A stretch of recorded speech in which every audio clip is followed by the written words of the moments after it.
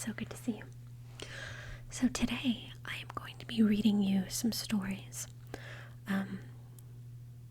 You need to keep an open mind when listening to these stories, because they are true life stories about near-death experiences.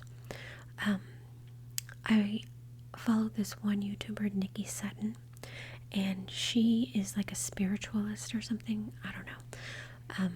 And like a past life regressionist, that kind of thing. But her videos are very interesting.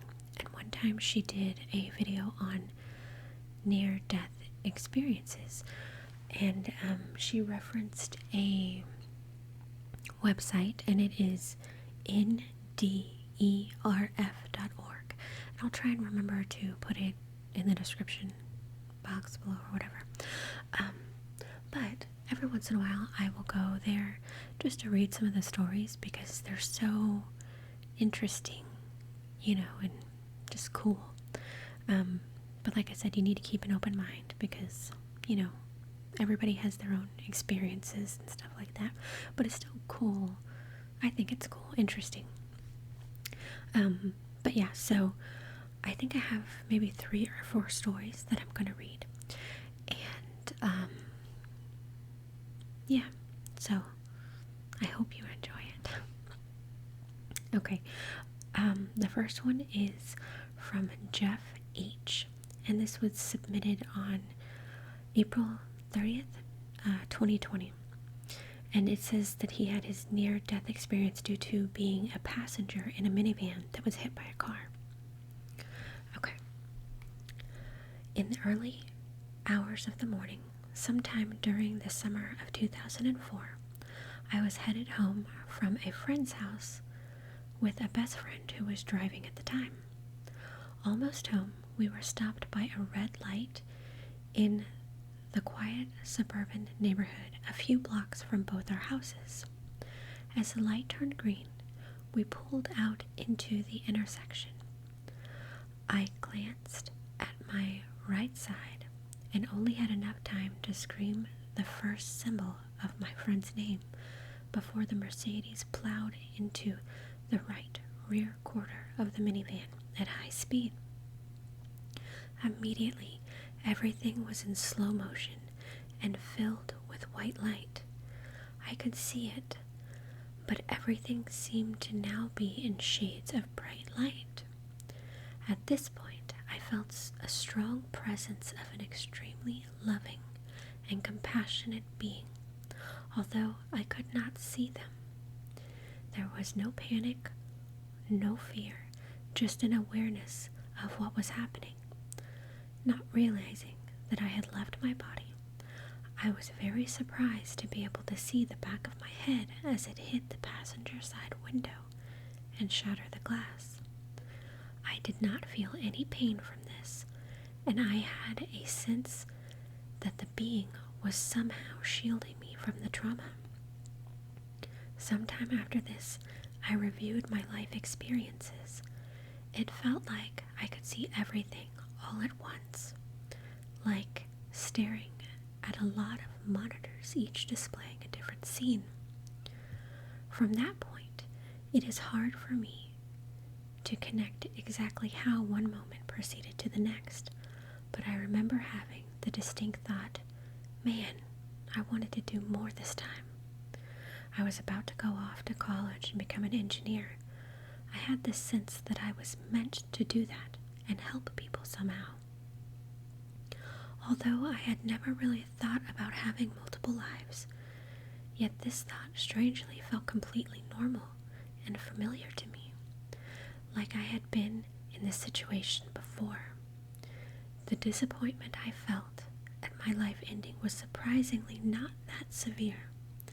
The best way I can describe it is as if you had to suddenly change your vacation plans or cancel a trip you are looking forward to doing. It may be disappointing, but not the end of the world. The next thing I remember is opening my eyes. I was sitting on the edge of the car seat. The door was open, and I was rotated 90 degrees, so I was looking out, away from the car. My shoes were off, although I had no idea how that happened. When I looked up, there was a couple standing about 6 feet in front of me. They looked to be between age 30 and 40. They were both thin and looked very healthy. I asked the woman if I was going to be okay, and she told me, "Oh honey, you're going to be fine."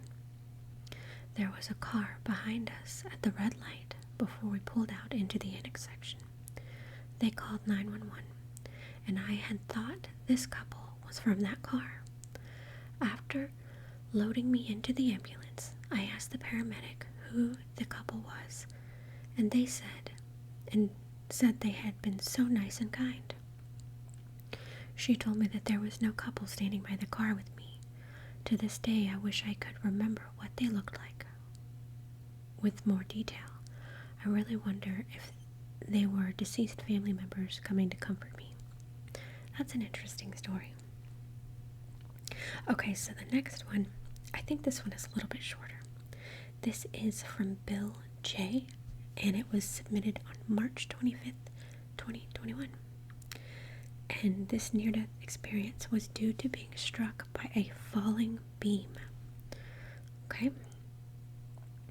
Oh wow, a 500-pound beam crashed down on me. I was hit on the head and back, causing me to fall under the beam. I remember on first impact thinking, this is it. As I was falling down from being hit with the beam, it all was happening in slow motion and seemed like it took me forever to hit the ground. All at once, I was somewhere else and it felt great. I started seeing all the events in my life as they went past my field of vision. I had forgotten most of these events. I suddenly seemed to know all the questions in my life and had all the answers. I just knew all the mysteries of life. I remember thinking about why I didn't know this before. Then I could see all of my deceased family members standing in a semicircle, waving to me and welcoming me. But they were beyond a point where I could give to them. I then realized that it was not time for me to stay here. I was back in my body, and on my stomach was a huge weight lying on my neck. My experience was wonderful in that, from that point, I have never again feared death. I felt like that was really home when I was there. Okay, the next one is from Anouk P. And this one was submitted on June 24th, 2021. Okay, this was 20 years ago, but I remember crying as I was taken to the operating room for an abortion. I was too young to keep this child, but I would have liked to keep it. It utterly saddened and upset me, knowing that I couldn't take care of it properly. I had been dealing with a deep depression for a few months. Until then, my life had been a mixture of very difficult events and at the same time beautiful things. I was absorbing the blow. Spirituality had always been important to me. I searched from a very young age to learn and understand about spirituality.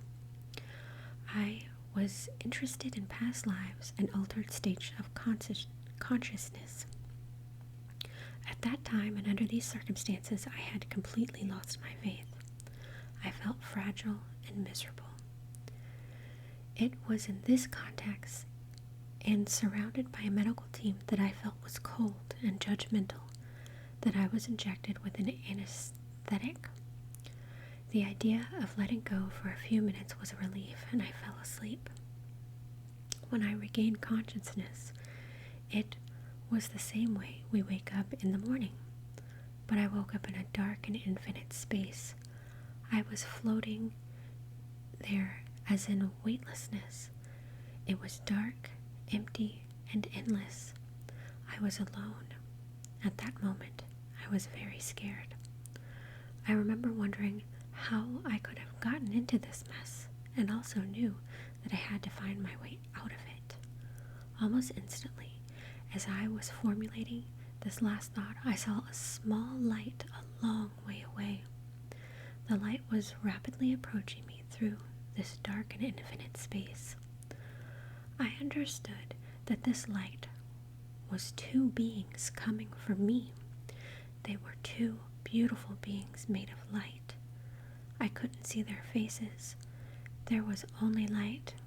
They seemed almost surprised to find me there, and I felt like I shouldn't have been there. I felt the beings to be so beautiful and powerful compared to them.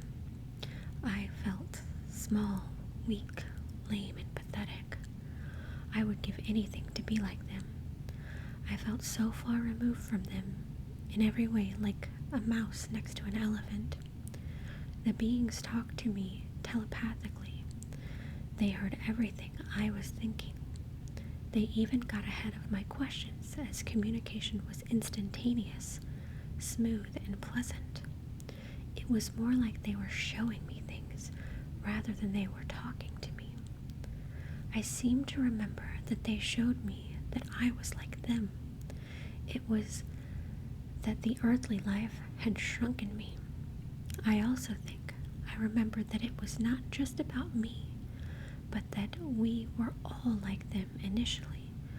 We made ourselves very small to experience our terrestrial world. I think I knew them. One spoke more than the other, and they had different energies. Each being took one of my hands, and we started to fly through the huge dark space. As we moved around quietly, they started showing me the difficult experiences in my life. They showed me what they saw from their perspective. From my point of view, things seemed serious and dramatic, but to them, it didn't really matter. I remember that this conversation surprised me a lot. Then they explained to me why I went through all this, but now I have forgotten. I believe that they showed me the answers to all the questions I had about life. I felt like I had access to all the knowledge in the world. As we communicated, I felt myself becoming like them. I was growing and turning into light. I was more and more happy and enthusiastic, as if I had never been on Earth. I also felt their incredible love. I think they then showed me the future and gave me a choice: stay or go. Certainly, it was with immense joy that I chose to return. I remember there was something glorious about being on Earth. I wasn't doing it just for myself, but for everyone. That idea instantly and happily brought me back to Earth. I opened my eyes in the recovery room. Two people from the medical team were leaning over me and looked worried. I looked at them, and the only thing said to them was that I loved them.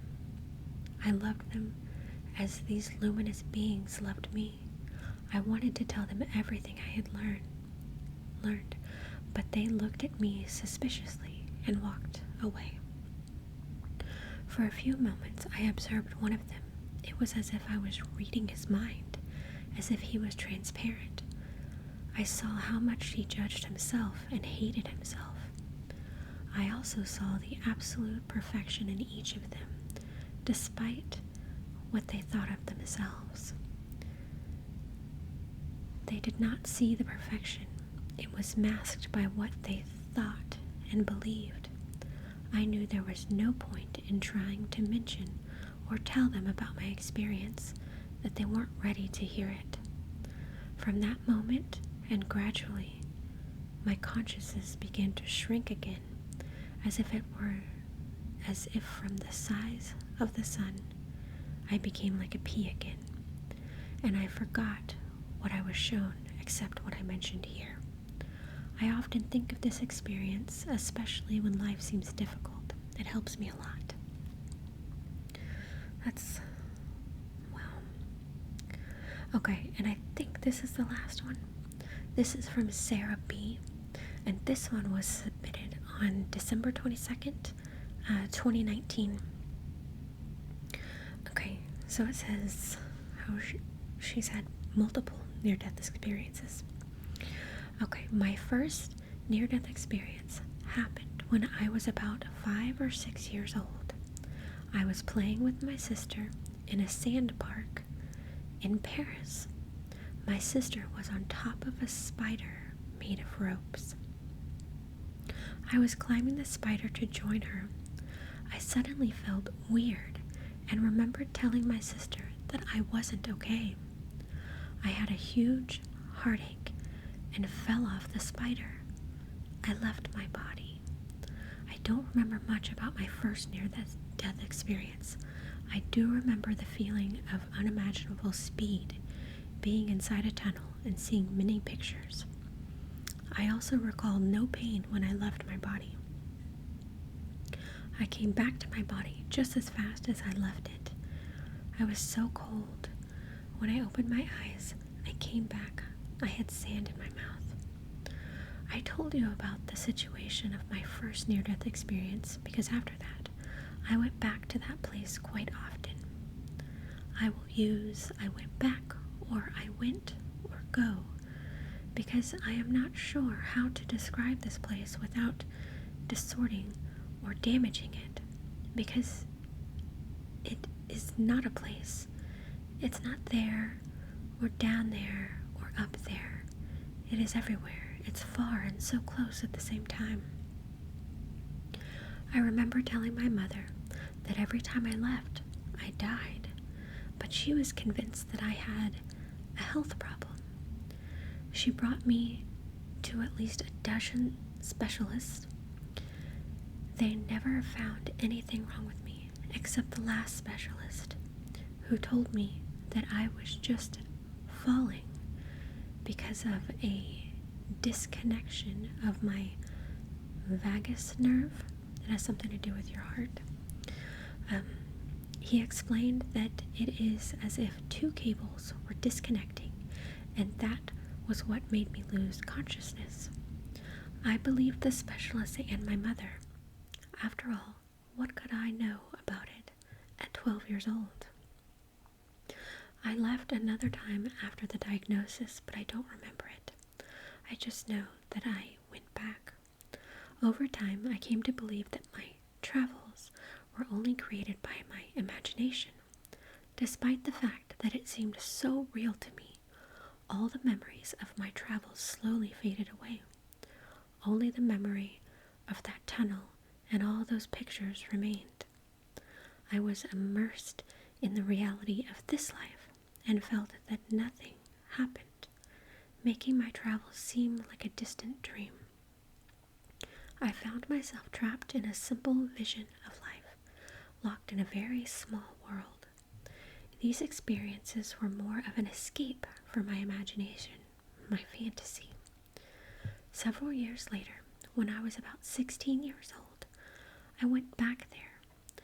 It was one night when I was with a few friends. We were all sitting in front of the TV. I was sitting on the sofa next to my boyfriend. Of this moment. We were watching a movie called Fight Club. The film was violent, and during a combat scene, I started to feel bad. I immediately asked to stop the movie because I was not well. Everything around me became blurry, and the sounds became distant. I felt like I was leaving my body, and I knew that I was going back there. It was as if everything was coming back to me. But I was so afraid because I remembered the pain when I went there, and indeed the same pain happened to me, as if my heart stopped beating. It was as if my heart was turning on itself inside my chest. It is the most physical pain I have felt in my entire life, and every time it is the same. I looked at it as a price to pay to go there. I've always thought that the pain could be comparable to a heart attack, but I'm not sure. After the pain, everything changed. I left my body and didn't look back at my physical body because I didn't want to. I looked only at the tunnel and at the light. I was drawn into the tunnel. I knew this place and everything about it. I had no more questions, no more fears, no more anxiety. I felt only relief and peace that was permeating me. I was no longer afraid of pain or afraid of anything because I remembered this place. I was rapidly riding into the tunnel. The walls of this tunnel were as before, mainly covered with photos. I was physically in all the pictures, but I didn't recognize myself in all of them. I remember stopping to take a closer look at one of these pictures. In the picture, I was with several people sitting in the back of a red convertible and driving in a sunny spot. There were 5 of us in the car, and we were all happy. We were laughing together. I didn't recognize myself or the others. I just know that it was me. With reflection, I have come to think of these photos. They could be images of my previous life's memories that are all stored in this energetic fence of my soul. Similar to if the tunnel represented the walls of my soul, and when I arrived there, I was in a state of pure spirit. Sitting on the red convertible, my physical body was totally different from the one I have today. That's why the photo affected me that much, and surely because it contained an important memory. In the tunnel, everything went so fast, but somehow I had time to see all the photos if I wanted to. There was no time. It was like time no longer existed, and that it never existed. I feel that only in the non-physical state can a person understand this notion of without time, or the non-existence of time, because it seems impossible to describe it on Earth. At the end of the tunnel, I found myself in a totally white place made of light. Nothing there was material, only the immense white light. There was no end or beginning. It was like being inside an infinite sea of light with gentle pink waves. The light was not blinding, and it was so beautiful, and above all, it was so warm. This white light place was full of love, sweetness, warmth, and peace, but I felt love at its highest when 3 immense columns of light came in front of me.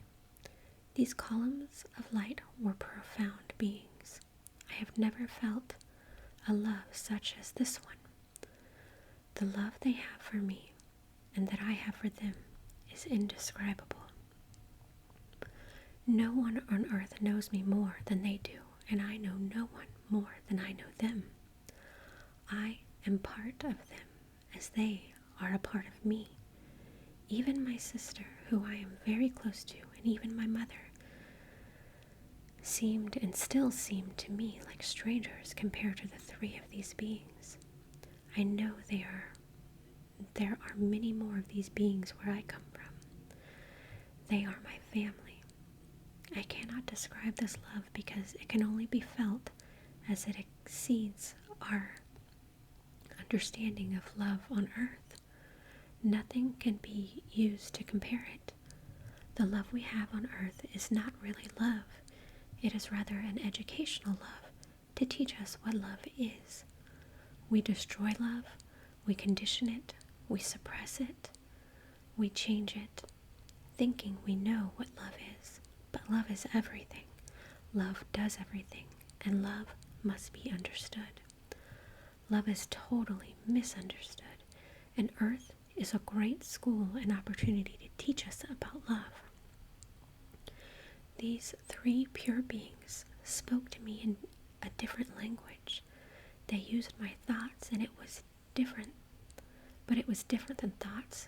They reminded me that I had chosen to incarnate on Earth and that I had to go back. I already knew that by being on their side, everything was coming back to me.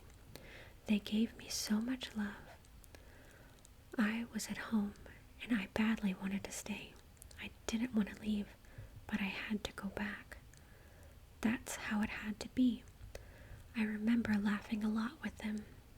They understood me. They knew the difficulty of an incarnation as well as I knew it before I incarnated on Earth. I was so small compared to them. I didn't see them entirely. They were too tall. It was like being at the foot of the highest tree in the world, or it was like looking at a cloud that grew from the soil of Earth to rise up into the heavens. I didn't see their hands, faces, or their legs. I don't even know if they have any. They are light. Love is light. I know that. A beautiful, pure column of light. That's the only way I can describe them.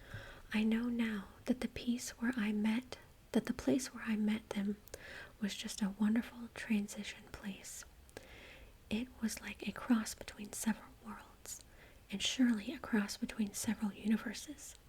But I can tell you that even in this place of transition, no cravings exist, no fears, no lacking for anything. I had everything. I was everything. I didn't need anything. I knew it and understood it.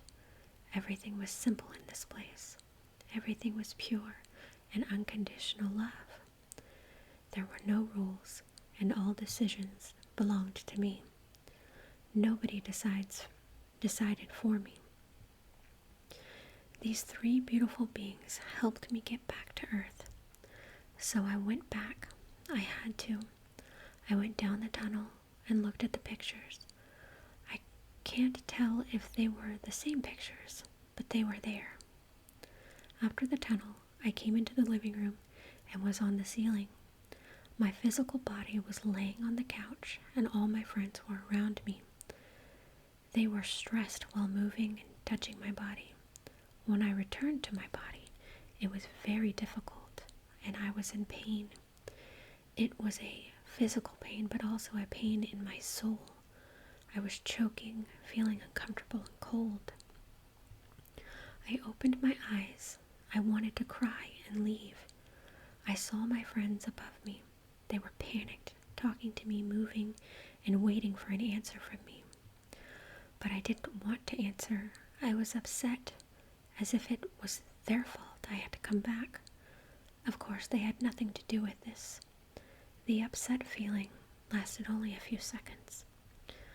During the next hour, I felt very tired and spoke very little.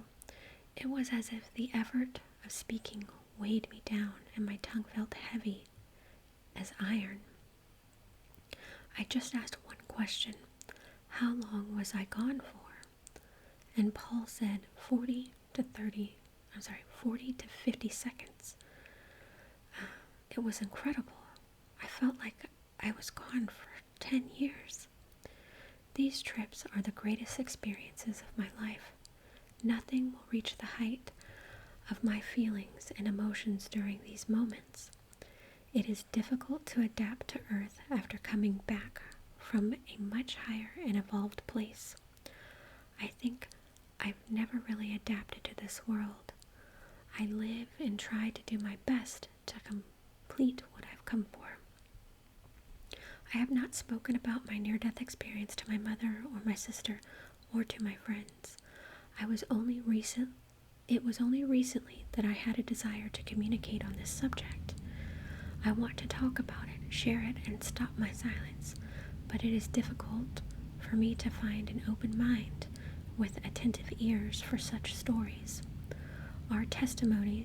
Only our testimonies of near-death experience can offer us a tiny answer, like a perfume among the fragrances of billions of flowers. That was, I don't want to say crazy because not crazy, but just wow. Like, very, very interesting, you know? I don't know. I'm very fascinated by stuff like that, like past lives and near-death experiences and stuff, because it's just everybody's story is different, and I think it's because everybody is different, you know? So we all have our own experiences. But yeah, it's just fun to read, inspiring stories like that sometimes. Anyway, I hope you enjoyed that. Thank you so much for watching, and I will see you soon.